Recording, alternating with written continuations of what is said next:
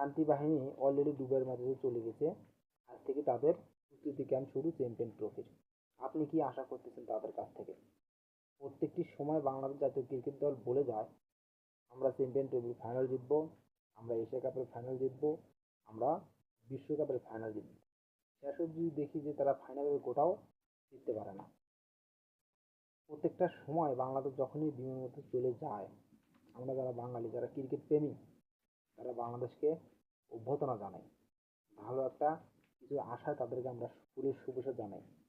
কিন্তু তারা সেই খালি হাতে ফেরে, সেই বুক ভরা কষ্ট নিয়ে ফেরে, সেই আবারও বাংলাদেশের মানুষকে তারা কষ্টতে লাঞ্ছিত করে। মুখ দেখানোর মতো পরিস্থিতি থাকে না। অগ্নি পরীক্ষা দিতে যায়, সেখানে গিয়ে তারা পরীক্ষার ভয়ে মাঠে নামে না। মনে হয় তারা ক্রিকেট খেলাটাই জানে না।